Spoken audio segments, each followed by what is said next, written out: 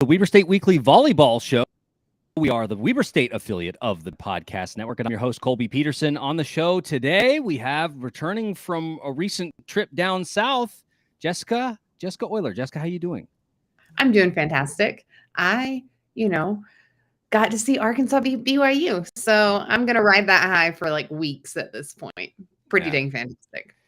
It's always nice when your alma mater hands it to whoever. I'm kind of hoping that maybe the Wildcats will, head out this way for football playoffs, should they make it. Fingers crossed. We'll see. But it's always good to see your alma mater get the dub. Yep. So, folks, on today's show, we've got another player interview for you. We're going to be talking to freshman outside hitter Ashley Gneiting. Then we're going to do a little bit of match analysis. We'll talk about the two games that were at Club Swenson last week versus Sac State, and then the match against Portland State on Saturday. And then we'll take a look at the upcoming matches for this week. So the Wildcats take the trip up to Montana to face the Griz and the Bobcats. We'll talk all about those and kind of break it down for you so you know what to expect when you flip on ESPN Plus this week. Before we get into all that, encourage everyone to subscribe to the show, Apple Podcasts, Spotify, Stitcher, all great places to find us. And also, please tell people about Weber State Weekly. We've been growing a lot lately. We've been trying to produce more content. We've been getting the blog going. I've been putting together my recruiting tracker, and so we've been doing some good stuff. And we want to find as many Wildcat fans as we can, bring them to the cause. So please tell your friends about us. You can find us on social media: Facebook, Instagram, Twitter, and then of course there's the Patreon. Go to patreon.com/Weber State Weekly. Once I make that good recruiting content, it goes on Patreon first. And they get to see it first. So if you want to be a patron and you want to see that stuff, you have to go to patreon.com/Weber State Weekly. Become a patron. You get to see some of that stuff. We'll probably maybe start doing it maybe later this week because I got a good number of names in my recruiting tracker now. And it's not just football. It's like hoops. It's softball. It's a little bit of volleyball. I think I got one volleyball name in there. A lot of the people I was following, they committed to other schools. So it's like, all right, I'm not talking to them. But really appreciate our patrons helping us keep the lights on here at Weber State Weekly. They make it all happen. So thank you to our patrons. Really appreciate you all. I have a concept for a sticker that I need to get working on this week as well. And all of you will be getting that sticker. It's going to be like a sticker version of the dub. So it'll be something you can put on your car. So that's it. So we want to bring in now our player interview, freshman outside hitter Ashley Gneiting. Ashley, thanks so much for taking some time to chat with us here on Weber State Weekly tonight. Hey, glad to be here. Thanks for having me. Yeah, really excited. So Wildcat fans, they hear that last name. They're like, hey, I know that. And that's right. You probably do. So Ashley's sister, Megan, had played as a Wildcat, graduated in 2019. And now Ashley's here to kind of take up that spot as an outside hitter for the Wildcats. Has been having a pretty good freshman season. Had some big games already. Came through in some big matches. But Ashley, I wanted to talk a little bit about that kind of recruiting phase of your prep career, where obviously your sister had played at Weber State. You were on Weber State's radar. But then also, I guess an older sister had also played for Maya when he was a coach at Utah State. And so I kind of want to ask you a little bit about that. How much was there an influence, to give Weber State a little bit closer look because of the experience of your sisters, not only working with Maya, but then also your sister Megan, most recently playing as a Wildcat?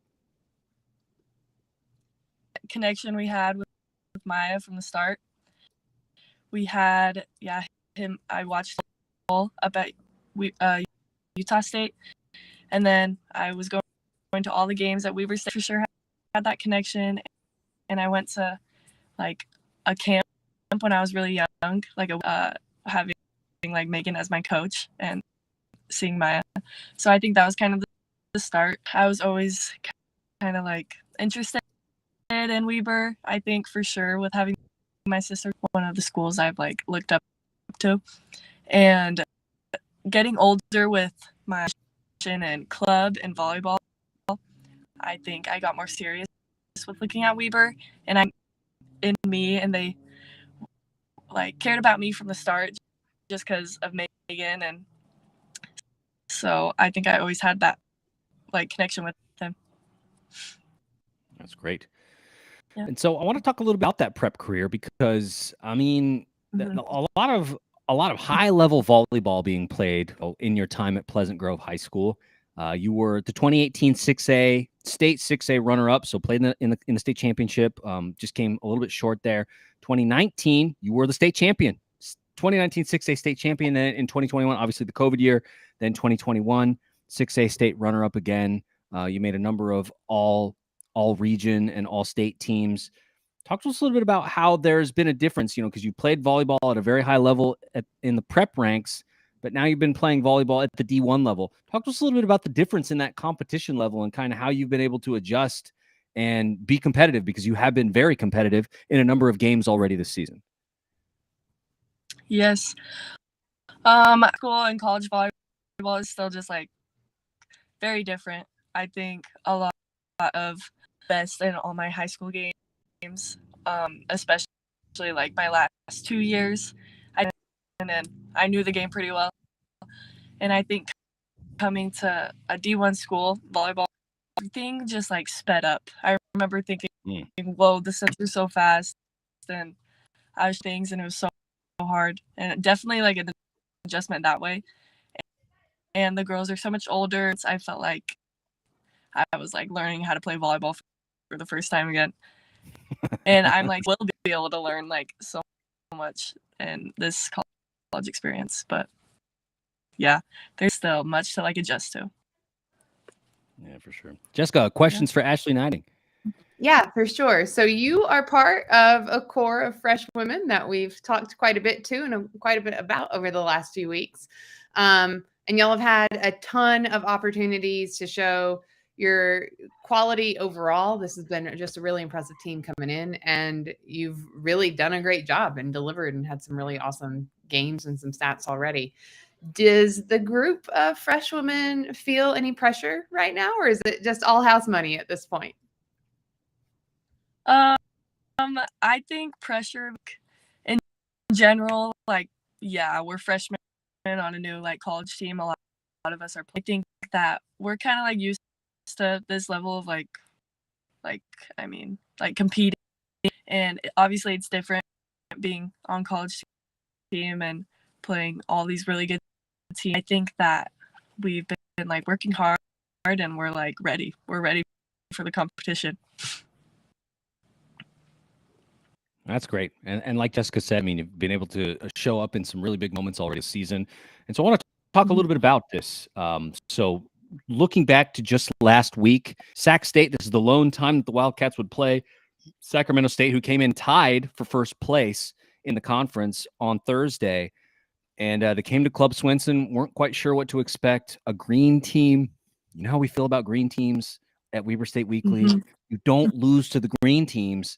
And that's not what happened on Thursday at all. The Wildcats took care of business. They ended up sweeping Sac State out of the gym, out of Club Swenson.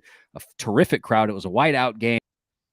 The WC Destruction was just a raucous environment. It was awesome. I think the official count was like 450 people in the gym. And so I wanted to ask you about that. I mean, you all stunned Sac State in Club Swenson Thursday night with the sweep. How much do you feel like that atmosphere helped you and helped fuel the team to that win? Because it was a big one. Very excited when we saw all those fans there. I know playing at Weber, I feel like not. For some reason, Thursday we had like lots of students there and lots of like other athletes that came in. And I think that like led into all our like energy on the end.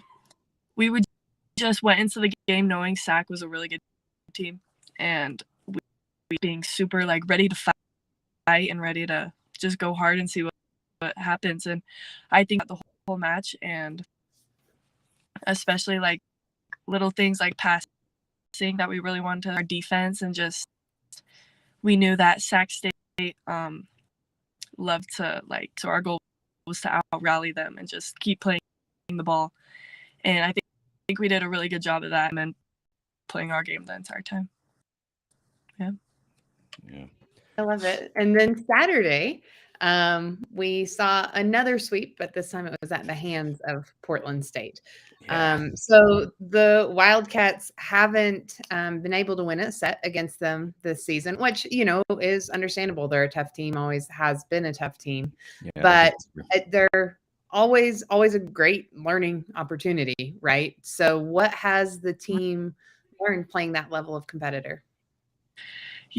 Yeah, super disappointing that we couldn't pull through in that game. We all really fired up to play because we know last time we played them, we did not play good, and we were trying to. But I think that being like a young team, we're gonna have really high highs. That was unfortunately one of the low games that we had. Yeah. But I think that focus on really our like game plan going into the match and a lot of things down. For example, our passing and our defense, and we did kind of like we couldn't keep the ball in play. A lot of things that we did were like our errors, and yeah. So I think going against a really like experienced team, they have lots of seniors. They played together for a while. It was kind of hard to keep what we are like putting our will against them, just because they played. And I think they kind of outplayed us in that way. Yeah, but y'all did look impressive. That last set, I thought we were coming back. I had such high hopes. So you could even see the gains y'all made through the sets, right? Thank you.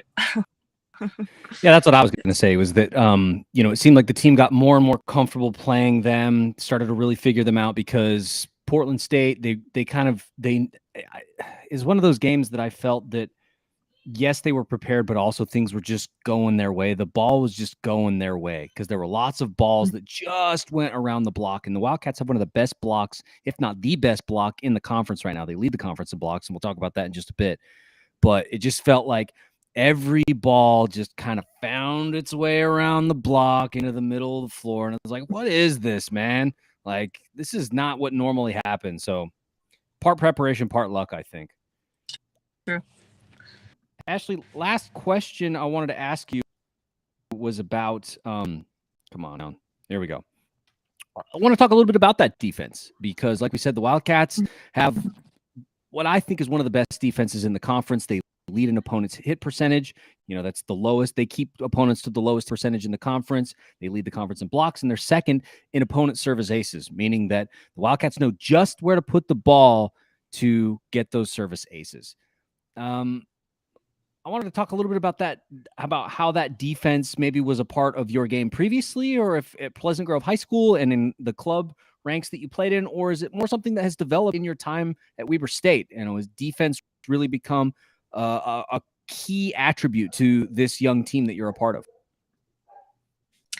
I think my defense has definitely developed more here at Weber State. In high school, I never really had like doing anything, especially like with blocking, but coming here, they're down to your first step that you take when you block. And that's definitely been like a hard adjust to the game, so much more like easier to control in your way. It can like we do a good job as like putting pressure on the other team with our defense, especially serving's also a big deal here. We practice like every day keeping like flat, deep serves that are really, really hard for other teams to be really good. Thing we've had to learn here, especially with that. And defense, court digging, I think, is really the thing we focus on a lot. Yeah. Yeah, and I mean, the service thing makes sense. Last season, the Wildcats were one of the best serving teams, not just in the conference, but in the country. Mm-hmm. And so you could tell that the folks that played, like Rylan Adams, and of course Danny Ney had a really and Ashlyn Power, like they all sort of had just this ability to kind of find that, and it was sort of trained. And so it feels like that'll come. The more time you spend with this coaching staff, you'll get good at serving, man. Just what we do at Ace State. So, Jessica, I wanted to give you a chance. Any final questions for Ashley Gneiting before we let her go tonight? What are you most excited about for the rest of the season, Ashley? Ourselves and compete at this last 5 weeks of the season. I'm excited. Awesome. Excited to watch y'all. Yeah, some really big games on the slate still. The trip to Montana, obviously, and we'll talk a little bit about that in a segment later. But want to thank you, Ashley Gneiting, for taking some time to chat with us here on Weber State Weekly tonight. I want to wish you guys the best of luck on your road trip up to Montana this week. And maybe you guys get a chance to see the football team because you will be in Bozeman at the same time as the football team. So maybe you guys get to check out the game, and maybe the guys will do the same, and they'll come by your game as well. So best of luck and travel safely. Thank you so much for having me. It's been great to be on here. We'll see ya. Okay, see ya. Thank you. Yeah, we appreciate Ashley Gneiting for taking a little time to hang out with us here on Weber State Weekly. Yeah, like we said, they'll be in Bozeman the same time as the football team. So yeah, that'll be fun. It would be fun if they have time to watch each other. Yeah, although Bozeman is sold out for the football, for heaven's sake. I actually work with a guy, and he lives in Bozeman, and he's a big Montana State guy. And I was like, hey, man, I have a friend of the show who's looking for tickets, and you got anything? And he's like, let me reach out to some peeps. I'll let you know. He's like, it's funny because 5 years ago, it was very easy to find a ticket to Bobcat Stadium. Not the case these days. There's a lot of hype in Bozeman, which is good. Good for their fan. It's good to see good fan bases in the conference. Yep, that's awesome for sure. But let's talk a little bit about last week's matches. So let's start with the Thursday match against Sac State. Like we said, when Sac State came into this match, they were tied for first place with Portland State. And defense was the name of the game in this one. The Wildcats held the Hornets to a 0.031 hit percentage. That is a 0.165 percentage below normal. Like that's a lot. It's way a lot. And Emma Mangum and Brielle Rickert both had 5 blocks in that game. Kind of want to ask you, Jessica, what do you make of the fresh women having just as big of an impact defensively as the seniors, right? Because we got Emma on one side having a big game, but then also Brielle Rickert in the middle having a big game as well. And so it just feels like it's not one or the other, it's both, which is key to this win. Yeah, I think that our defense is just incredible. We continue to be ranked nationally. So in NCAA, we're 30th, I think, in the total blocks per set. So it's an area where we're excelling, and I mean, I'd be interested to see how much time we spend practicing it, or if we really just brought in these fresh women that already have the skill set, because they're going up against some stiff competition and are consistently doing well in the defensive game. So it was awesome to watch, and yeah, you're right. It's spot on there. We were kicking butt at it. Yeah, and I think that the key thing here is that, of course, we expect the seniors to step up, and I think Emma Mangum has done that in a really big way, and we're going to talk about some more stats from her. But seeing that leadership and then playing at the same time on the floor with the fresh women and saying like, okay, you take, some of this responsibility too together. I don't know, man. I just feel like that is such a massive boost to not just confidence, but skill level as well, because they're doing it and they're playing as a team together, even though this would, in the case of Emma, like this will be her final season as a Wildcat. Yeah. And so this is the only season that they'll get to play together.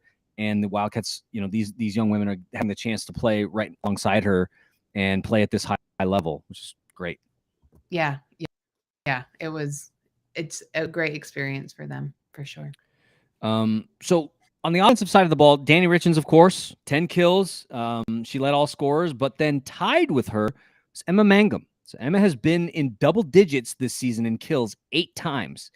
And she's second on the team with 145 this season. Obviously, that's behind Danny, but 145 kills this season behind Danny Richens, who is the reigning conference player of the year. So do you think that, with the graduation of Rylan Adams, who was also a conference player of the year, we've had back-to-back conference players of the year at Weber State. Do you think that, with Rylan graduating and moving on and playing some beach volleyball down in the South, that Emma has really kind of stepped up into that role that Rylan was to kind of give the offense that second option?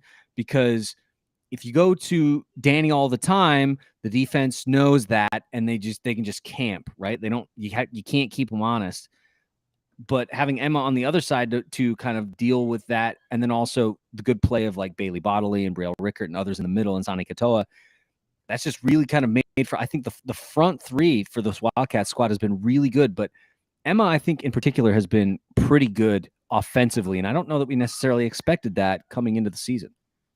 Yeah, I think it's been interesting to see as Maya rotates players in and out, right? Because you can see him developing a strategy even in the recent, Sac State and Portland State games, that he's getting people in positions, trying out different lineups and that sort of thing. But I think you're spot on that Emma is absolutely stepping up into that second slot. Bailey's right there with her, right? Yeah, she is. The two of them are really knocking it out of the park together.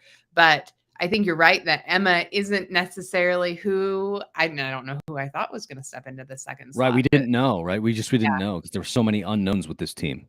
Yeah, but she's very clearly pulling into that spot. And, Bailey's right there with her. Yeah, no, Bailey's one of the things I noticed is Bailey has one of the highest hit percentages in the conference. So does Sani Katoa.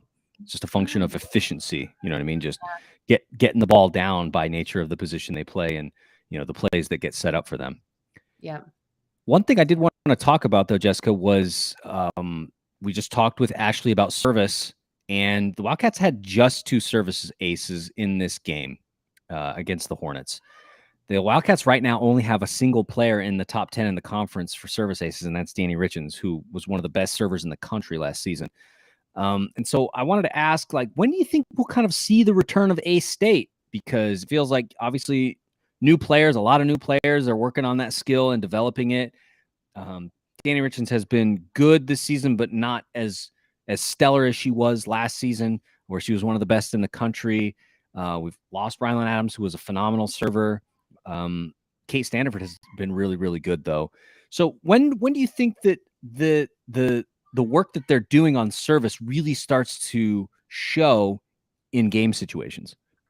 I think I remember us talking to Danny about this last year, that she talked about how working with Maya, this is an area where she grew over time, right? Because we had talked to her about just how awesome she is and is a force to be reckoned with. And she talked about that developing over time. And I think that's what we're starting to see. The other person who I've really started to see grow in that area, where I think that in a couple, and heck, maybe even this next year, we'll have more service aces, is Charlie.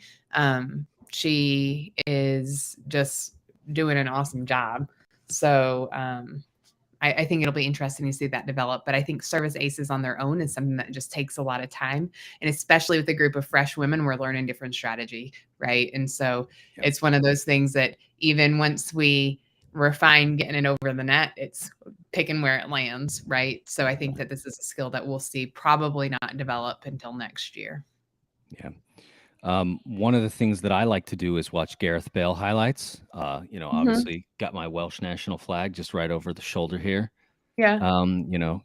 But one of the things I've noticed with Bale and what makes him a great soccer player is that he has this ability to just put balls just so. And so the ball will kick, but it'll just have just a little drop to get under the crossbar, right where the goalie can't get it.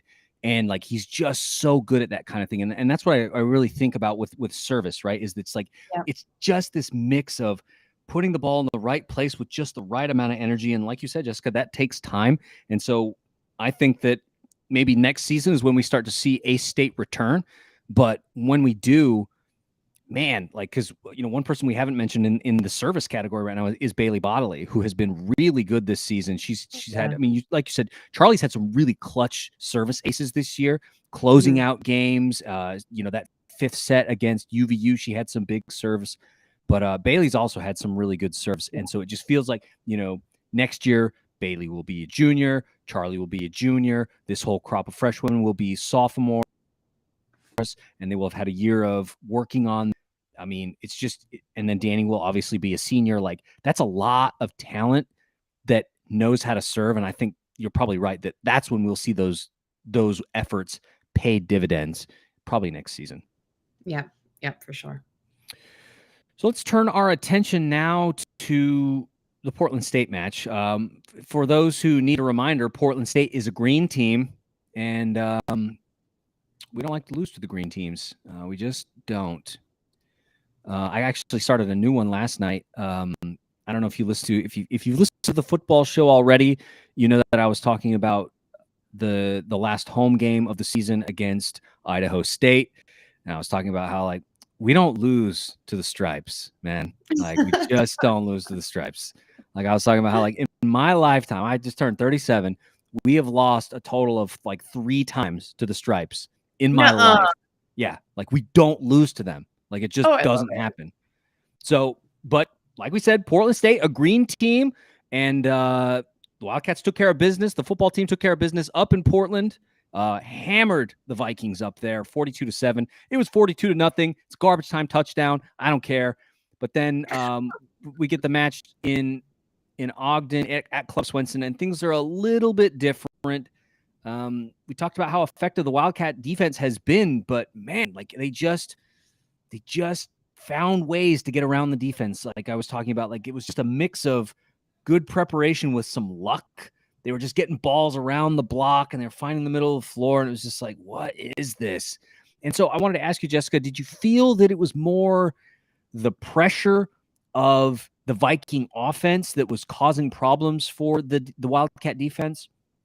Or was it more just a function of the Wildcat offense just wasn't able to keep up at that clip? Because what you would see is you'd see the Wildcats get a point, but then the Vikings score 2. Then the Wildcats get another point, but then the Vikings score 3, and before you know it, you've got this deep hole and you're trying to dig out of it, and then you just can't keep up. Which did you feel it was? Defense just being a little bit off, or the offense not really producing the way it needed to keep up? I mean, because of course this is how I'm going to answer. I think it was a combination of the two of them, right? Sure. I think just like Ashley mentioned, when you've got a whole host of seniors you're playing against, like they've got some strategy and they're going to get around the block. I just pulled up stats and Portland State had 55 kills. Like, yeah, what in heaven's name? That number is insane. But I think part of that comes from just having an experienced team that knows what they're doing, that already played us once this year, right? And so I think that they knew what they were coming in to. I think that when it comes down to it, we actually played really well. Portland State was just the better team, right? And I think that this is an area that we'll grow into. I don't think we have anything to be ashamed of in the game, but I do think it was a balance. Like there were times that our offense just didn't look as great. And part of that could be nerves, and absolutely could be nerves with a younger team, right? Coming in with a lot of expectations to a team they already saw. So a combination of both. Yeah, and an interesting thing about the players that had the biggest impact was the fact that there were so many that had transferred in. So a function of a good offense is, so last season, Ellie Snook led the conference in digs. She's a fantastic defensive player. She's continuing that this year. So they had her, plus their setter, Madison Freeble. She transferred in from Butler. I don't know that it was necessarily last season. I'll have to check this. Yes, it was. She just transferred in from Butler. And so you've now got a junior setter from a bigger school back east. And then you have Sophia Myers transferring from the University of Montana, and she was just a monster on the edges. We saw really good matches from Michaela Lewis, who had transferred from San Jose State, not this season, but last season, and won Newcomer of the Year in the conference. And so it just seems like all of the functions of the Vikings system, the digs, they already had Ellie Snook. They transfer in a really good setter. They get a good outside out of Montana. They had already got another outside from San Jose State who knew the system. All of these things kind of conglomerate into what the team that you saw on Saturday again. Things just click, just a lot of experience, and it was difficult for the Wildcat defense to deal with it. Plus, the offense wasn't working as smoothly, I think, as they had hoped. Yeah. I think that there was a lot going on there. The transfer portal is an interesting thing to observe, and I'm still adjusting to how I feel about it in sports overall, right? Because that's one strategy of how to build a team. I mentioned in the pre-show that I think we're going for the long game. Transfer portal is going not that approach, right? They're going for the win this year, but there's a lot of risk in that too, because you have to build team culture and team dynamic, and you've got a shorter period of time to do it. So I think that it's something, as it continues to evolve, will be something to watch for sure. Yeah, and so that was my final question to you, and you just answered it, was if you see the transfer portal playing a larger role in the conference, because now teams are seeing what the Vikings are doing and how they are. I mean, I think that right now they're the best team in the conference. I think that they're the front runner to win the regular season championship and probably host the conference tournament in Portland next year, because the Bears have not looked that good. They've dropped some really interesting games. They have, but they beat Portland State, right? Like, right. And so interested to see what that game looks like for us. Right. And so it's just really weird dynamic where it's like, I think everybody expected Northern Colorado to be the team to beat in this year. Yeah. I mean, you saw the preseason polls that they were voted #1. I think everybody agreed with that. The reigning conference tournament champions. They have a very talented team, but here comes Portland State out of nowhere. And they're just, I mean, so if they can figure out a way to down the Bears, I don't see a team in the conference that can beat them. Right. It's just like who else? Because the Wildcats have not even been able to take a set off of them this year. And the game up in Portland was weird. We talked about that a couple episodes ago, about how things just like didn't go the Wildcats' way again. I don't know what the deal was up there, but like it was competitive, but just weird stuff happened, man. And so it's like, whatever. Well, and I felt good about this third set. Like, I mentioned, I did feel like we were finally starting to hit a groove there. But it was, and we've come back a couple of times this year in that third, fourth, and fifth set, right? But you're right. They are one heck of a team this year. Yeah, because I mean that third set was very competitive. I mean, it's neck and neck, right? Like the Wildcats take small leads, but then late in the, it's tied 19-19. Yeah. Then Portland State gets 2, then it's 21-19. Wildcats get 1 back, but then it's 22, then it's 21. And then from that point, they just go on a run, 23-24 to 21. The Wildcats can't get enough back in. Bam. Yeah. It's over. And so I agree. It's like we've seen late magic. We know that with this team, this Wildcat squad, giving up 2 sets doesn't mean the set's over. It doesn't mean the match is over, folks. Like, they could come back and win. Yep. So, but unfortunately, that wasn't the case on Saturday. The Wildcats ended up losing this one 3-0 at Club Swenson. Learning experience, but a good squad in Portland State that I don't think anybody saw coming. Yeah, agreed. All right, let's take a quick look now at the with our remaining time. Taking a look at the upcoming schedule, because the Wildcats, like we said in the interview with Ashley, will take the trip up to Missoula and Bozeman Thursday and Saturday to complete this Montana road trip. And so let's talk about the Montana game first. First thing, doing research about this Montana Griz team, their opponent's service ace percentage is 9th in the conference. Teams average 1.67 aces per set against them. Now, we talked about some of the woes that the Wildcats have had with service this year, but the Griz are particularly bad at defending it. Do you see service as an important piece to the Wildcat attack the way it has been in years past in this match in particular? Yeah, I think absolutely. If, they're running stats like that, then we're going to see Danny with multiple service aces per set. We're likely to see Bailey come out. I mean, I think there's a lot of potential, right? If we already know that we're stacking up against those stats.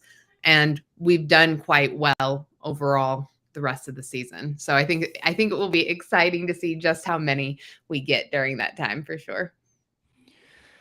Yeah, because even though, like we said, the Wildcats are not just like, it's not like last year where they're just banging down the door and just dominating from the service line. It's not like that they are awful at it either here, folks. Like the Wildcats are 5th in the conference in service aces, out of 10 teams. So they're right in the middle. It's not like we're a terrible team at service aces. We're just not as prolific as we had been in past years. And so I agree with you. I think that, Colby Peterson, amateur podcaster and volleyball guy, found this out by doing internet research. You mean to tell me that Maya and his staff don't know that? Yeah, they're a lot smarter than we are. You know what I mean? Like, they know that and they know what to do. So yeah, and they're going to play that strategy too. So it'll be fun to watch for sure.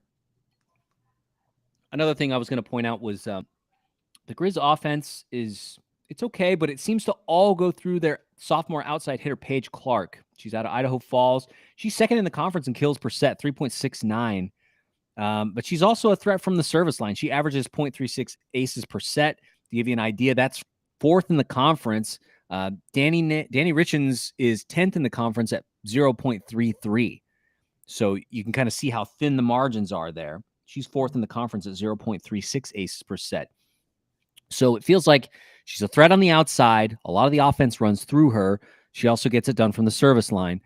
What do you think then is the secret to slowing her down? We've talked about the block and about how the block has been very good for the Wildcats this season. Do you think that it's a function of a good offensive player meets a good defense? How do you see this one playing out? I think that's exactly what it is. I think and I've talked about a little bit in prior shows, I feel very comfortable with our defense. So somebody who has a history of service aces, like I have a lot of faith in our ability to pick it up, and we rather consistently do. Same thing with kills. But what I've seen is when the block is great, right? And we know that because we do awesome with our blocks per set percentage. But when we miss it, like, we're not picking it up after it gets through the block, right? In a lot of instances. And, obviously that's an overgeneralization. So I think that it's likely she'll get a few through as she, adjusts to our block. But I think just when you compare these teams side by side, overall, our defense is going to be prepared for one player who has skills like that, right? Yeah, because look, the Wildcats, they are second in the conference in opponent service ace percentage. The Wildcats only give up 1.34 service aces per set. That's good for, like I said, second in the conference. They've only been aced 68 times. Oh, sorry. In 68 sets, they've been aced 91 times. You know what I mean? And so it's just like, yeah, she might be good, but you're facing the number 2 service defense in the conference, right, coupled with the best blocking team and the best digging team in the conference. The Wildcats lead the conference in digs as well, averaging 15.47 digs per set. Yeah, man. Like I think that probably what's going to happen is the Wildcats are going to make somebody else beat them on Thursday night in Missoula. It's like, hey, you have Paige Clark out there, and that's good for you, but somebody else is going to have to step up if this game is going to be competitive. Yeah. So this leads me to my last Montana question is, Montana's kind of a middle of the road team. They've beat who they're supposed to beat, and they've lost to who they're supposed to lose to. So with that, I mean, it seems like the one deciding factor potentially then is the road game. And if you've ever watched men's basketball, guys, playing games, or if you've ever watched football, playing games in sucks. It's not a lot of fun. It's loud. The Griz fans are obnoxious. Like, it's not my favorite. And so how much do you think the road environment, because this is, I think, probably going to be one of the toughest environments that the ladies have seen thus far, because they haven't been to Greeley yet. When they go to Greeley, they'll see it. But Missoula will be probably pretty tough. How do you see this group of fresh women handling that pressure? Because it's going to be interesting, even though it is a middling team. I think going in with something to prove after Portland, right? You've kind of got a chip on your shoulder is going to be helpful for this. I think that the, fans that show up could certainly be a challenge. Heck, I'd be intimidated to go hang out up there. But I do think, man. I do think it'll be helpful to come back with something to prove, and knowing that they're a middle of the road team, right? Like, we can be a middle of the road team. Yeah, and the Wildcats have shown that, right? That the Wildcats, I think, are slightly ahead of that, where the Wildcats have beat who they need to beat. They've even beat some people that people didn't expect them to beat. Yeah. But they've also lost to some teams that have been tough. Right. And so it's just like, okay, it is what it is. But that's Montana. Super cool. Awesome. The Griz. See him on Thursday night, 6 o'clock, I think. I'll get to that in the schedule in just a minute. But let's talk a little bit about the Bobcats, too, because I've been surprised with the Bobcats. The way that the Bobcats played the Wildcats last year I really thought that they were going to be a top 3 team in the conference this year. Like, I thought that their progression was they're going to take the next step next year, and they're really going to be competing for the conference championship. That hasn't happened, man. Like, the Bobcats have really underperformed. They began the season by losing 5 of their first 6, and they're 3-4 in conference play right now. But the weird thing is, one of those wins is against Northern Colorado. So once again, Northern Colorado, a good team that can beat Portland State, but also dropping weird games like to Idaho State and Montana State. And, just like losing these weird games, man, that they probably shouldn't. I think they lost to Northern Arizona as well, which is like, what are we doing? And so Montana State, kind of a funny team as well, because the record says, yeah, you should beat them. But then also you look at some of those wins and you go, yeah, but you might get got. Like, this is a team that did lose to Montana in their own building in Bozeman, but which was, by the way, that game broke the conference record in attendance for a volleyball match. Really? Yeah, it was absolutely huge. Oh, that's awesome. But they lose. And then they turn around and beat Northern Colorado, right? And we just talked about what Montana is. Montana is a team that is kind of middle of the road. They're in the middle of the conference, about the 5th best team in the conference. So how do you take this Montana State Bobcats team? I'm going to go with they beat Northern Colorado because they had something to prove. I'm going to go with my earlier methodology. Okay. I think that we should beat Montana State. I think you're right. We should. And it's one of those where it feels like if we were calling these, I might say that Montana could beat us. If they come in and they've got a, huge crowd, like maybe they can beat us. I do not think Montana State can beat us. Yeah. And maybe that's overconfidence on my part. And I agree with you. Like, they don't have a whole lot of freshmen. So they've got folks who are experienced. I thought they were going to come in and do better, and they're just not. So I don't think they're going to do it. Yeah, let's take a look at some of their conference losses this year. Here, I need to go by team. So taking a look at some of the teams that they've lost to in con so far this season. They have lost to Northern Colorado, fine. They've lost to Sac State, fine. They've lost to Portland State, fine, and they've lost to Montana. So those are all teams that they probably should lose to. We've talked about Portland, Sac, and Northern Colorado, probably the top three teams in the country or in the conference. If you don't consider the Wildcats in that, maybe the Wildcats are the 4th best team, depends on how you see it. But so they've lost to teams that they probably should, but that Montana loss, I mean, I don't know. That's a weird one. But then also beating Northern Colorado, which is a team that they probably shouldn't beat. Right. So, oh, man, it's just weird.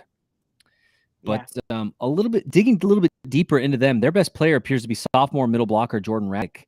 She's 2nd in the conference in hit percentage, which, okay, a middle blocker has a good hit percentage. Of course, Colby. Like, that's what happens. They're usually very efficient. She's also 6th in the conference in blocks. She gets 1.03%. But this is the weird thing. The whole team is hitting 184. They're hitting .184. And so it's like, okay, she has a great hit percentage being a middle. That makes sense. But the rest of the team doesn't. They're hitting 184. Like, it's not great. Like, to give you context for kind of where the rest of the conference is on that, the Wildcats are currently hitting 213. We are 1, 2, 3, 4, 5 spots ahead of them in hit percentage. Montana State is 8 out of 10 teams in the conference. And so my question to you, Jessica, is shutting down Jordan Raddick the key to just stopping their offense? Because it seems like she can hit well, but nobody else really can. Yeah. I mean, it's like a similar thing to Montana, right? Yeah, absolutely. And I think it, takes the wind out of their sails a little bit. If we're blocking Jordan, then they're like, well, if they're blocking Jordan, what are the rest of us going to do? Right. Like, part of it's just a morale issue at that point. So I think absolutely being able to block Jordan from the get-go is going to be a solid strategy to take us through sweeping Montana State. So wouldn't mind that. But before we talk about that, last question about Montana State before we move on. They're 3rd in the conference in blocks. We've talked about some of the offensive woes that the Wildcats have had. They've had some rough outings offensively. So when facing a team that is 3rd in the conference in blocks, How do you see that? Do you think the Wildcats can figure it out? Because it feels like they have nights where they're just offensively rolling. And then we have nights like Saturday night against Portland State where they're just not. Against a team like Montana State that is third in the conference in blocks, which you could say, well, that doesn't really matter, Colby. And there's an argument to be made for that it doesn't really matter. How do you see it? I think this will be fun to watch because I think we just have a lot of variety up front, right? Whenever we talk about, we can bring in Sane, we've got Bailey, we've got Emma, we've got Danny. So we have the ability to mix it up. So I think that they will be tough there, right? But as soon as they figure out one strategy, we've got a different lineup we can throw in. So it comes down to exactly what you're saying, or we've had some days where we're really on and days where we're really off. And I do think that just depends a little bit on how our team's meshing that night. But we have so many different options up front right now that it shouldn't matter to us how good they are at blocks because we can put in other players at this point and they just can't be ready for all of them, right? Yeah. Last couple stats I want to throw out before we wrap up this segment. In terms of digs, so should the ball get past that front, the Bobcats are 8th in the conference in digs. They average 13.95. The Wildcats are sitting number 1 in the conference, 15.47 per set. On the flip side, opponent digs, this is sort of like an offensive statistic where it's like how well they are finding the floor. Weber State is 8th in the conference. They're just not quite putting the ball in spots where it can find the floor. And so the other team is digging them out a fair bit. So the Wildcats are letting the other team average 15.78 digs per set. Montana State is right in front of them at 15.3. So that's 7 and 8 in the conference. And so I think that therein lies the match. If the Wildcats are able to make the Bobcats pay and raise that percentage, or I guess lower that percentage of digs per set for their opponents, I think that's where you win. Yeah, agreed. So that's it, folks. Looking at the upcoming schedule, like we said, Thursday, October 20th, Wildcats take the trip up to Missoula at Montana, 7 p.m. Mountain Standard Time. That match will be on ESPN+. And then Saturday, October 22nd, at Montana State, 7 p.m. Mountain Standard Time, and on ESPN+. And if you are, for some reason, making the trip up there to Bozeman to see the Wildcats take on the Bobcats at Bobcat Stadium in football, absolutely massive game. Number 3 versus number 5, I think it is, or number 4 versus number 5. Huge matchup in the country. If you're there, you might as well you probably have a hotel, so you're probably just hanging out. So go to the match. Have a nice little away section there for the Wildcats in whatever their gym is called up in Bozeman. So that could be interesting. So keep that in mind if you're going up there.